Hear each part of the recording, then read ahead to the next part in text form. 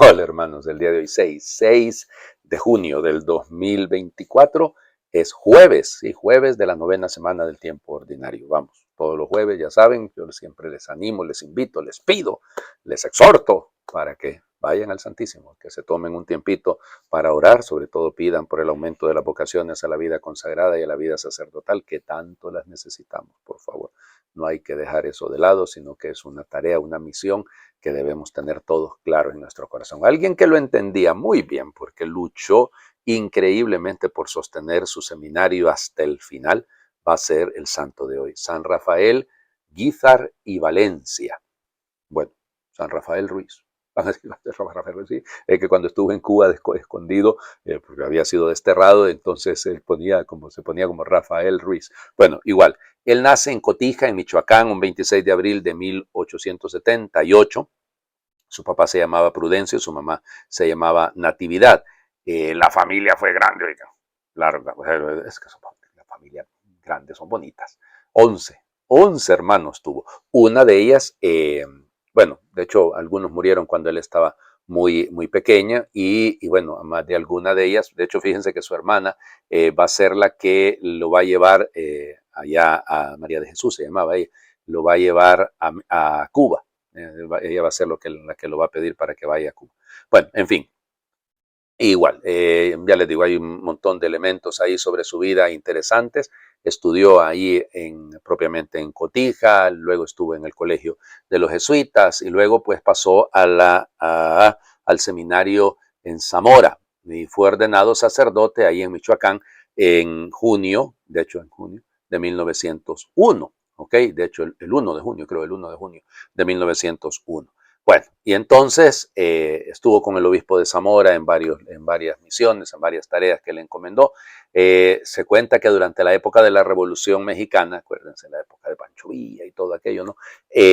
Pues resulta que él anduvo moviéndose a escondidas, ahí disfrazado, para poder atender sobre todo a los soldados moribundos y bueno, y darles los últimos auxilios. Fue director espiritual, como les digo, ahí en el seminario de Zamora y estuvo también como maestro y bueno, y empieza, al mismo tiempo lo habían nombrado creo canónigo de la catedral ahí en Zamora. El tema es que luego, viene el tema de las persecuciones, no es la época de Venustiano Carranza, de Obregón, y entonces a él le toca tener que huir, estuvo en varios lugares, estuvo en Guatemala, estuvo aquí con los vecinos, estuvo en Colombia, estuvo en Estados Unidos y como les digo, termina estando en Cuba. De hecho, estaba en Cuba cuando lo nombraron obispo. Ahí estuvo, es interesante la vida que le tocó porque siempre estuvo acompañado de un sacerdote muy interesante apellido Pérez, ay Dios mío, el segundo apellido se me olvida, no, pero creo que se llamaba Eduardo, Enrique, algo así. En fin, y él pues estuvo ahí, ya les digo, es el momento en el que, para que no lo encontraran los enemigos, entonces pues se ponía como Rafael Ruiz. Bueno, para 1919 es nombrado obispo de Veracruz, ese era su nombramiento, y estando ahí ¿cómo se llama? En La Habana, de hecho va a ser ordenado obispo ahí en La Habana. Y regresa, toma posesión realmente de Veracruz hasta 1920, ahí en Jalapa. Bueno, y ya les digo, miren, apóstol incansable. Realmente recorría la diócesis, visitaba, ayudaba, animaba.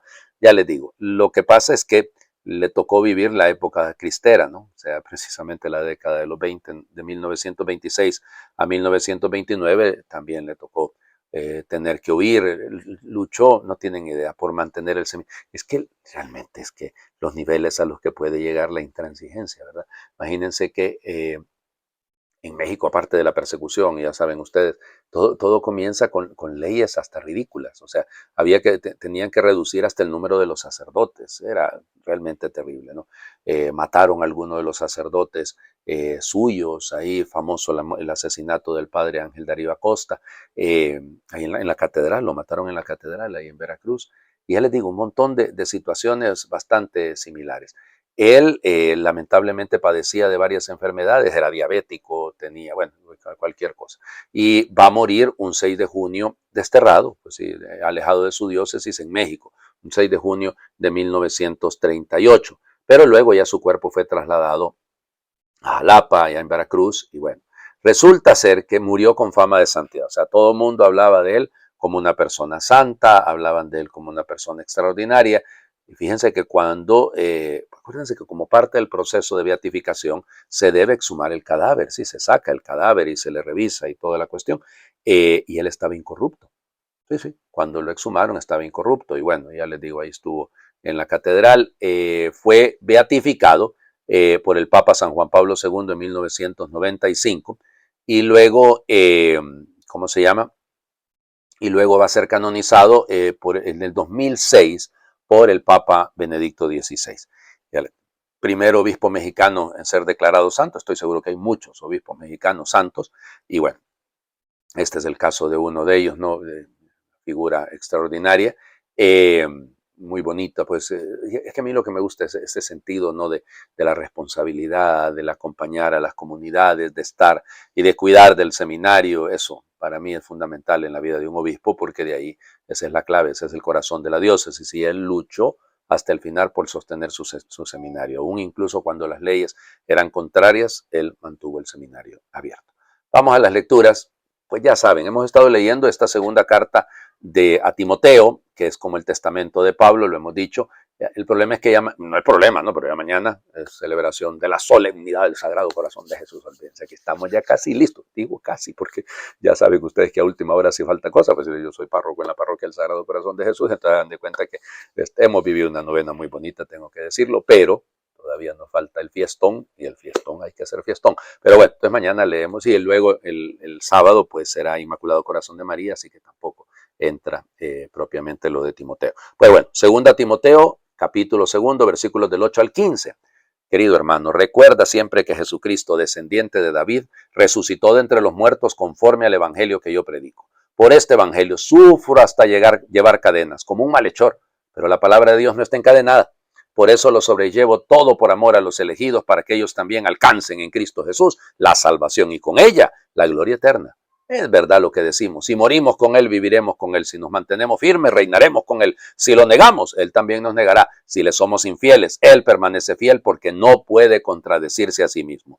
Eso es lo que has de enseñar.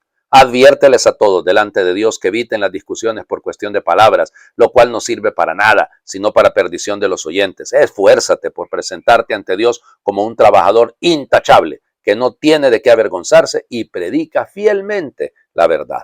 Palabra de Dios. Te alabamos, Señor. Sin duda que es admirable Pablo, ¿no? O sea, está encadenado, lleva esas cadenas, dice, por amor a los elegidos, todo lo sobrellevo por amor a los elegidos. O sea, miren, es que yo lo digo, cuando hay personas que están enfermas, se los platico y se los digo, miren, eso de sufrir sin sentido no tiene sentido. Así que ofrezcan el dolor, ofrezcan el sufrimiento. Claro, no es lo mismo verla venir que platicar con ella. Sin duda que no, no es tan fácil. Sí, claro, pero eso es lo que tenemos que hacer, volver nuestros sufrimientos, nuestros esfuerzos, nuestro sacrificio, un ofertorio, que legítimamente sea una oferta al Señor. Pero bueno, entonces, pues nada, Pablo lo que tiene claro es que lo que lo sostiene es lo que él predica. ¿Qué es lo que él predica? Que Cristo resucitó de entre los muertos. Y por este evangelio él lleva cadenas. Ahora bien, fíjense, en medio de todo esto hay un himno, lo que acabamos de escuchar, si morimos con Él, viviremos con Él, si nos mantenemos firmes, reinaremos con Él. Esto es un himno que ya la gente oraba y que Pablo lo que hace es incrustarlo aquí. ¡Pum! Lo puso ahí porque queda muy bien. Claro, él está hablando de la perseverancia de su ministerio y entonces ahora habla de la perseverancia en general, ¿no? De la perseverancia que todos tenemos que tener. Por eso, adviérteles a todos delante de Dios que eviten esas discusiones de palabrerías. Ay, Señor, cuánta cosa, ¿no? Eso a mí me preocupa cuando uno escucha. Primero, ayer había que leer muy bien el Evangelio de lo que decía Jesús, ¿no? Ustedes leen mal las escrituras. Sí, sí, y es cierto. Hay tanta gente que habla en nombre de Dios que, Madre del Señor Jesucristo, lo que están diciendo no es ni cristiano, pero bueno, igual. Esfuérzate por presentarte ante Dios como un trabajador intachable. Ah, predica fielmente la palabra. Ahí está el tema. Esa es nuestra tarea. Fue la de San Rafael Guízar, es la nuestra también, es la de Pablo, es la de Timoteo, es la suya y es la mía. Predicar la palabra en la verdad, fielmente. Padre, yo no predico, con la vida, ahí hay que transmitir. Vamos al Evangelio, terminan las controversias. Ya la fila que habían hecho primero primero son los sumos sacerdotes, que son, sí es cierto que hay escribas que están ahí, los ancianos, luego los fariseos, los herodianos, los saduceos, todos vinieron a hacer fila, hicieron cola para atacar a Jesús. Bueno, ahora llega uno, y con esto se termina todo, que es escriba, pero ese tiene una madurez muy distinta, ¿no? Marcos capítulo 12, versículos del 28 al 34. En aquel tiempo uno de los escribas se acercó a Jesús y le preguntó, ¿cuál es el primero de todos los mandamientos? Jesús le respondió, el primero es, escucha Israel, el Señor nuestro Dios es el único Señor, amarás al Señor tu Dios con todo tu corazón, con toda tu alma, con toda tu mente y con todas tus fuerzas. El segundo es este, amarás a tu prójimo como a ti mismo. No hay ningún mandamiento mayor que estos. El escriba replicó, muy bien, maestro, tienes razón cuando dices que el Señor es único y que no hay otro fuera de él. Y amarlo con todo el corazón, con todo el alma, con todas las fuerzas y amar al prójimo como a uno mismo, vale más que todos los holocaustos y sacrificios.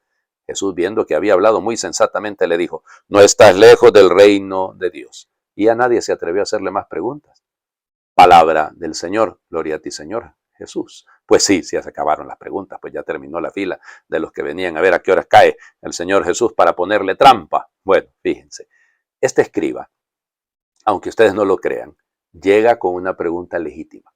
Sí, con una pregunta legítima. ¿Cuál es el principal mandamiento? Acuérdense, los cansamos seguramente nosotros al contarles todo esto, ¿no? Pero recuerden que en el mundo fariseo, sobre todo, y en el mundo esenio, solo que en el mundo esenio era todavía peor, pero igual, habían 613 mandamientos, 248 positivos y 365 negativos. Y ahí es donde está el dolor de cabeza, Dios mío. Es que ese es el problema. Tanta insiste, todo regulado. Entonces, claro, usted le va a dar la misma importancia a que no camine más de 100 pasos el sábado o a que no en la misma olla en la que cuece la leche, no es la misma olla en la que cuece el maíz, o el maíz, bueno, el trigo, ¿cuál maíz? El trigo, pues, ya tenemos problema, oiga, ya tenemos problema porque usted le está dando el mismo valor y el mismo valor a no matar. No, pues no. No se puede, o sea, aquí hay, por eso, de hecho, los judíos, los rabinos en tiempos del Señor Jesús hablaban de mandamientos pesados y mandamientos livianos. Ese era el término que utilizaban, ¿no? No era el más importante, sino el más pesado, que tiene lógica también, y el más liviano. Jesús responde como buen judío, con la oración del Shema. Shema Israel, Adonai Elohenu, Adonai Echad. Ahí está. La oración que es así, escucha Israel, el Señor es Dios, el Señor es el único Dios. Amarás al Señor del Deuteronomio, el capítulo 6 del libro del Deuteronomio, ¿no? Solo que aquí hay algo que no está, porque Marcos se está dirigiendo a gente pagana, probablemente de cultura helénica, los romanos que viven, pues que valga la redundancia, viven en Roma. Entonces, por eso, fíjense, añade Disneya, Disneya, porque él añade con toda tu mente y utiliza este término, disnoia, perdón, no Disneya, disnoia es otra cosa, disnoia es la mente, el conocimiento. Solo que el escriba, cuando vuelva a repetir, dice bien, maestro, cuando no dice que amarlo con todo el corazón, con todo el alma, con toda la fuerza, sí, no lo vuelve a mencionar. Él utiliza otro término, utiliza el término sínesis, que quiere decir entender. Es lo mismo, entendimiento, digamos, está bien. Pero es bello esto, porque el Señor Jesús deja claro, cierra citando precisamente también el libro de Levítico, solo que aquí el texto del libro de Levítico, del capítulo 9, cuando dice, amarás a tu prójimo como a ti mismo. Esto es bello. Lo va a repetir, evidentemente, es una cita. No solamente cita el libro del Deuteronomio, no solamente cita el amor a Dios, sino que correspondientemente, lógicamente, hay que hablar también del amor al prójimo, porque ambos amores están ligados el uno al otro. No se pueden separar, no se pueden separar. Entonces, tanto lo que está en el libro del Deuteronomio en el capítulo 6 como lo que está en el libro del Levítico en el capítulo 19, no 9, ya les digo, ya ando mal, me está fallando la disnoia, me está faltando la mente. Entonces, si el capítulo 19, versículo 19, perdón, capítulo 19, versículo 18, ahí dice, amarás a tu prójimo, amarás a tu prójimo. Claro, el como a ti mismo, vamos, ya es una interpretación bella del Señor Jesús. La genialidad de él es que con eso cierra la discusión. Hay que poner a Dios por encima de todo. Todas las ideas de los saduceos, Al César lo que es del César y a Dios lo que es de Dios. Sí, pero Dios está primero. Por encima de todo tiene que estar Dios. Él es el dueño de la viña, Él es el que la ha confiado a ustedes. Bueno, ustedes pueden cuestionar mi autoridad, pero es que la autoridad mía viene de Dios. O sea, todo termina, toda la controversia termina puesto en la presencia de Dios. Ok, como el tema es amar, me pareció ideal hacer esta oración que es atribuida a Madre Teresa de Calcuta, bellísima, ¿no? Señor, cuando tenga hambre, dame a alguien que necesite comida. Cuando tenga sed, dame a alguien que precise agua. Cuando sienta frío, dame a alguien que necesite calor. Cuando sufra, dame a alguien que necesita consuelo. Cuando mi cruz parezca pesada, déjame compartir la cruz del otro. Cuando me vea pobre, pon a mi lado algún necesitado. Cuando no tenga tiempo, dame a alguien que precise de mis minutos. Cuando sufra humillación, dame ocasión para elogiar a alguien. Cuando esté desanimado, dame a alguien para darle nuevos ánimos. Cuando quiera que los otros me comprendan, dame a alguien que necesite de mi comprensión. Cuando sienta necesidad de que cuiden de mí, dame a alguien a quien pueda atender. Cuando piense en mí mismo, vuelve mi atención hacia otra persona. Haznos dignos, Señor, de servir a nuestros hermanos. Dales a través de nuestras manos no solo el pan de cada día, también nuestro amor misericordioso, imagen del tuyo. Amén. El Señor esté con ustedes y les bendiga a Dios por intercesión de San Rafael Guízar y Valencia, el que es Padre, Hijo y Espíritu Santo, y su bendición descienda, les acompañe siempre. Bueno, jueves, ya saben, y en la víspera del Sagrado Corazón de Jesús, con muchísima más razón. Hay que ir al Santísimo, hay que orar, hay que pedir por el aumento de las vocaciones y para que se cumpla lo que Pablo le decía a Timoteo. Ayer era, aviva el don que recibiste por mi imposición de manos, y ahora, firmeza, Timoteito, nada de andar con dudas. Tú mantente como un trabajador intachable, que así seamos todos, porque predicamos fielmente la verdad. Feliz jueves para todos.